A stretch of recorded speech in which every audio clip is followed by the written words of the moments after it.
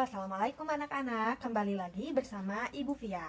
Oke, sebelumnya kalian lihat di sini ada gambar yang terdapat binatang maupun tumbuhan. Nah, apakah gambar-gambar tersebut berhubungan dengan komponen ekosistem? Oke, untuk menjawab pertanyaan ini, kalian bisa tonton video ini sampai selesai ya, karena selanjutnya kita akan membahas mengenai komponen ekosistem. Nah, apa sih ekosistem itu? Nah, ekosistem merupakan suatu sistem yang saling terkait antara organisme hidup dan organisme tak hidup atau lingkungan fisik, atau juga dapat diartikan sebagai hubungan timbal balik antara organisme dengan lingkungannya. Nah, pada dasarnya dalam sebuah ekosistem, setiap makhluk hidup akan berkembang secara bersama-sama dengan kondisi lingkungannya.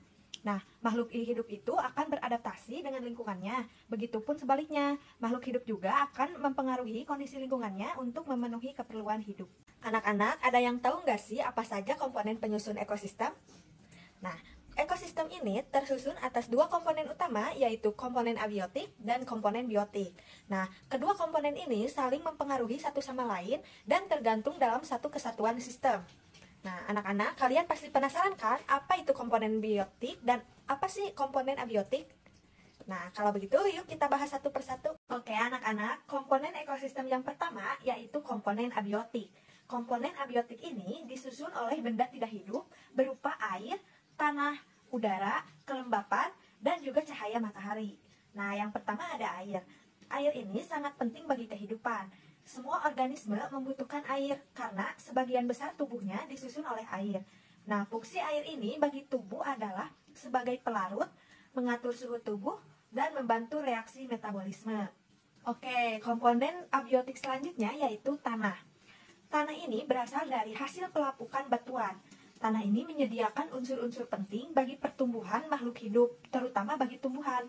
Selain itu, tanah juga merupakan tempat tinggal bagi manusia dan juga hewan. Nah, untuk komponen abiotik yang tidak kalah pentingnya dari air dan tanah yaitu udara. Semua makhluk hidup membutuhkan udara. Udara terdiri atas bermacam-macam gas antara lain karbon dioksida, oksigen, dan nitrogen. Tumbuhan membutuhkan karbon dioksida untuk melakukan proses fotosintesis. Oksigen juga berperan dalam proses oksidasi, dan nitrogen berperan dalam proses sintesis protein. Lalu komponen abiotik selanjutnya yaitu kelembapan. Kelembapan merupakan salah satu komponen abiotik yang terdapat di udara dan di tanah. Kelembapan ini menunjukkan jumlah kandungan uap air dan berperan untuk mencegah kekeringan pada organisme akibat penguapan. Lalu, komponen abiotik yang terakhir yaitu cahaya matahari. Selain sebagai sumber energi di bumi, cahaya matahari juga dibutuhkan oleh tumbuhan dan makhluk hidup autotrof lainnya untuk melakukan proses fotosintesis. Fotosintesis ini akan menghasilkan oksigen yang dibutuhkan makhluk hidup lainnya untuk bernapas. Baik anak-anak, komponen ekosistem yang kedua yaitu komponen biotik. Komponen biotik ini tersusun oleh organisme yaitu tumbuhan, hewan, dan mikroba. Berdasarkan peranannya, organisme ini dapat dikelompokkan menjadi tiga, yaitu produsen, konsumen, dan pengurai.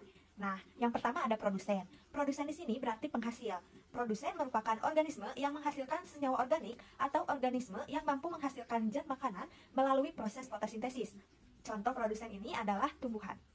Oke, yang kedua ada konsumen. Konsumen di sini berarti pemakai. Konsumen merupakan kelompok organisme yang tidak dapat memproduksi makanannya sendiri. Seluruh konsumen secara langsung atau tidak langsung bergantung pada makanan yang dihasilkan oleh tumbuhan hijau. Contoh dari konsumen ini adalah manusia dan hewan. Berdasarkan jenis makanannya, konsumen dikelompokkan menjadi tiga, yaitu herbivora, karnivora, dan omnivora. Komponen biotik yang terakhir yaitu dekomposer. Dekomposer atau pengurai merupakan kelompok mikroba yang menguraikan senyawa organik seperti sisa-sisa tubuh hewan dan tumbuhan menjadi senyawa anorganik. Contoh dari dekomposer adalah bakteri dan jamur.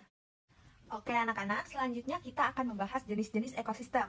Ekosistem yang ada di lingkungan kita antara lain ekosistem darat dan ekosistem air. Oke, yang pertama ekosistem darat. Ekosistem ini mengacu pada bentuk lahan yang berbeda, mulai dari ekosistem hutan hujan, gurun, sabana, padang rumput, hingga pegunungan.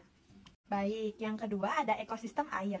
Ekosistem ini terbagi menjadi dua, seperti yang kalian lihat di gambar, yaitu ekosistem air tawar dan ekosistem air laut. Wah, anak-anak, ternyata belajar mengenai ekosistem dan komponennya menarik sekali ya. Setelah kita pahami, ekosistem ini merupakan hubungan timbal balik antara organisme dan lingkungannya. Dan juga ternyata komponen ekosistem itu terbagi menjadi dua, yaitu komponen abiotik dan komponen biotik. Serta terdapat juga jenis-jenis ekosistem yang dimana ada ekosistem darat dan ekosistem air. Nah, mungkin cukup sekian ya untuk materi hari ini. Sampai jumpa di materi selanjutnya ya. Terima kasih. Wassalamualaikum warahmatullahi wabarakatuh. Bye-bye.